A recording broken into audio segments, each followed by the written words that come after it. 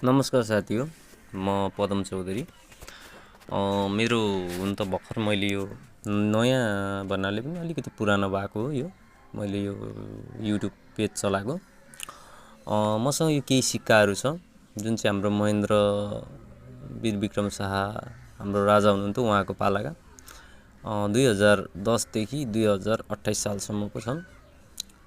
2011 को छैन मसँग। जुन 2011 मा उहाँले राजा बन्नुभएको थियो त्यो चाहिँ छैन, तर उहाँको मृत्यु भएको चाहिँ छ।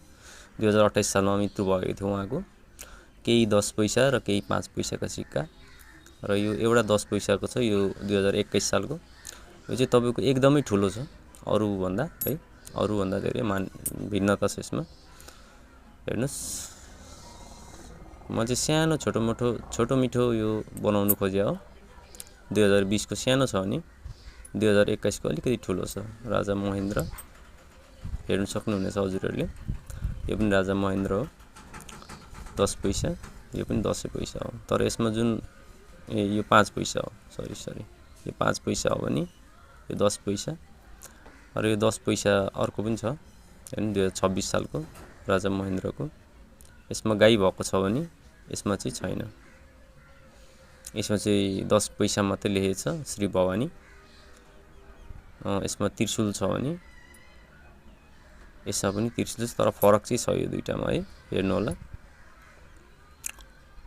किन फरक छ भने यसको माथि श्री 5 महेन्द्र वीरविक्रम शाह देव भनेर लेखेको छ भने यसको तलबाट लेखेको छ श्री 5 महेन्द्र वीरविक्रम शाह देव भनेर।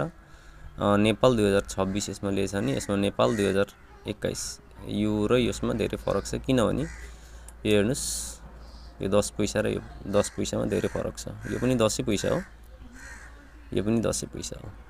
यसमा अङ्कमा लेखिएको छ भने यसमा अङ्क अक्षर दुईटै छ, यसमा पनि अङ्क अक्षर दुईटै छ भने यसमा अङ्क र अक्षर एकै ठाउँ छ र यसमा अङ्क र अक्षर बेग्ला बेग्लै छ। धन्यवाद।